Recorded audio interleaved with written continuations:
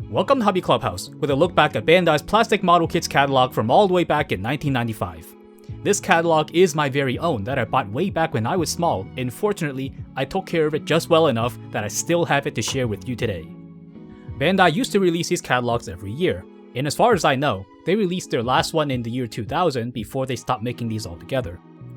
The catalogs are produced and sold by Bandai themselves, as you can see here, and nowadays, the Gundam model catalogs are handled by the people over at Hobby Japan. Each year, the most current Gundam series on air would be featured on the cover, so for 1995, that's G Gundam here.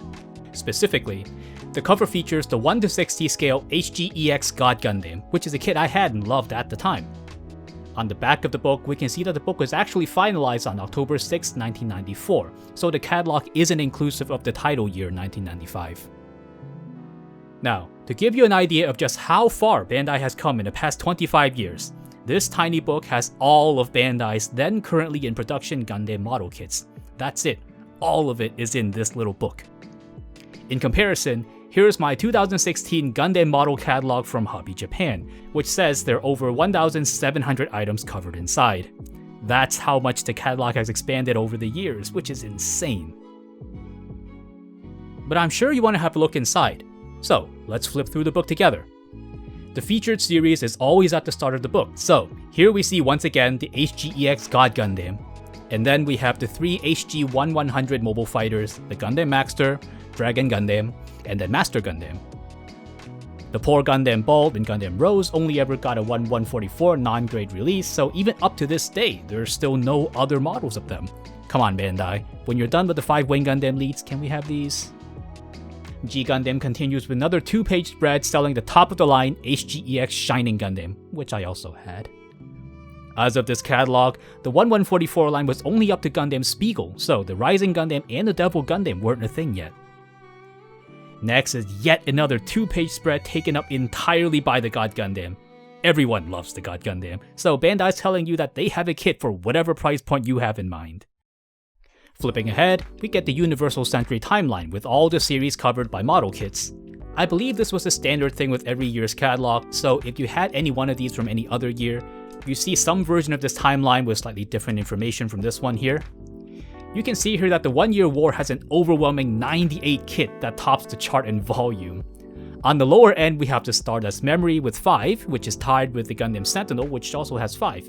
But they both get beat by the F90's measly 4 kits, and things sure have changed for the F90 now with the MG line. For 0079, the lineup starts with the 1990 high-grade RX-78. It gets its own entry because the high-grade line was a big deal at the time, and it was the best you can get for your money. Other entries bundle all the other different scales together, and the photo is whatever is the biggest size they produced. It's kind of adorable how each entry has a little checkbox so you can keep track of which ones you've got. So each work on a timeline leads directly into the next one, so 0079 connects directly into MSV, and that then goes on to 0080, which if you didn't know is quite the legendary line of quality kits despite their age.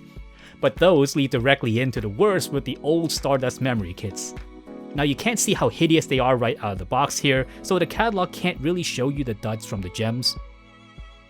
And on to Zeta Gundam, it's the same here with the high-grade Zeta and Mark II, where they each get the special treatment with their own spot in the list. Also a strange little footnote, the high-grade Mark II right here was actually compatible with the old G Defensor down here, so just like how the RG Mark II today can use the HG's G Defensor, Bandai was doing the same thing way back then.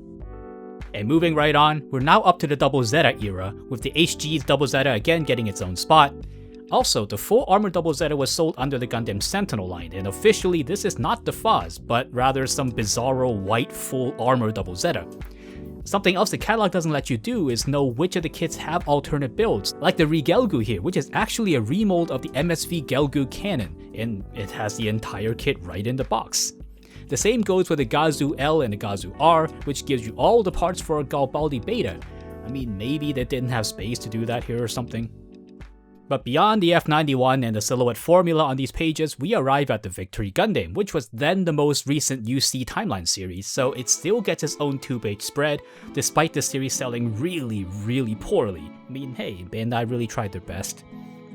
We look back at Victory now with much more fondness, and we forgive their really odd designs, but when I had this catalog as a kid, the designs here just really confused me and it turned me away, although I still bought a lot of their 1144 kits. Now this here in the next page is a treat, because chances are you've never seen or heard of any of these in your entire life. This is the Micro Gundam line of pre-built figures, which were produced and sold only in 1994 before being quickly abandoned. They were quite cutting edge with their color separation and 11 points of articulation, but more notable is their bizarro line of made-up MS variants, such as the Victory Gundam Cannon type here, which has Chobham armor pauldrons and skirt armor with its 2 shoulder cannons. Or, how about the almost full armor Gundam with the arms and the backpack but a plain RX-78 torso? Going down the line, you can see they really quickly ran out of things to make for the Gundams, and just about every single Victory Gundam variant is something they just made up. And still, I bought them all. The Zaku's fared a little bit better, and you can tell they're almost all real things except for the weird brown Zaku F set and the 2 Zaku F sets with high mobility legs for some reason. I'd really love to kit bash some of these, but no one would know what I made was actually a reference to these actual figures, sadly. And already, we're at the BB Senshi line, and this might give you an idea of just how big the line once was, taking up half the entire catalog. They too have the most recent storyline featured as a 2-page spread, and this one here shows off the all-time Japanese favorite, the Victory Daishogun. The pages after showed some more of its characters and the relationship with previous characters. It was really an exciting time to be an SD Gundam fan, and this was about the peak of the BB Senshi line's popularity. Now moving on to the BB Senshi line proper, you can see the first 6 releases have really strange tiny heads, and these are the only true BB Senshi because they shot BB gun bullets, and that's actually where the line gets its name. Bandai gave up on that idea really quickly, and these early kits were never reprinted sadly. There's so much to say about the BB Senshi line, and maybe one day I'll make a video dedicated to talking about Bandai's longest running model line. Yes, because today they are still technically active. But here, you can see just how extensive the line really was in 1995, covering Musha, Knights, Gunlander, G-Arms on top of the UC series, and there really was something for every kid. And at the end here, we can see the BB line showing off its G Gundam releases, and those are all really good kits.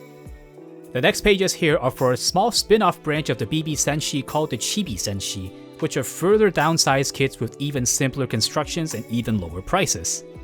The bunch shown here were all they ever made, and these were never really that popular, probably because they were kinda ugly out of the box. And at this point, we've passed into the small non-Gundam section at the back of each of these catalogs, starting with Godzilla kits.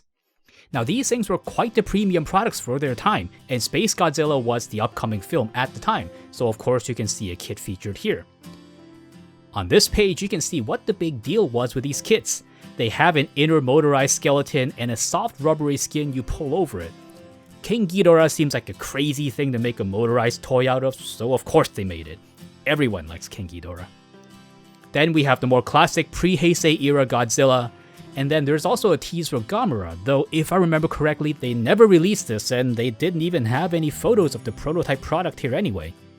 Near the end, we have the tokusatsu collection kits, which are some static kits Bandai made for the time. Now I can't tell you much about these because I've never owned any, and I didn't know anyone who owned any. They're tokusatsu characters, just like the series name says. And here we have Macross 7, which has air times and TV stations which you can watch it on. It was a very new show at the time, so none of the kits were on the market yet, so Bandai here just teased the Fire Valkyrie and the Nightmare. At the very end of the catalog, we have Space Battleship Yamato, and as far as I know, these were all vintage kits by the time of this catalog, so none of them were recent releases. So these were all well beyond my time, and I don't have any particular experiences with them, and I can't tell you a whole lot.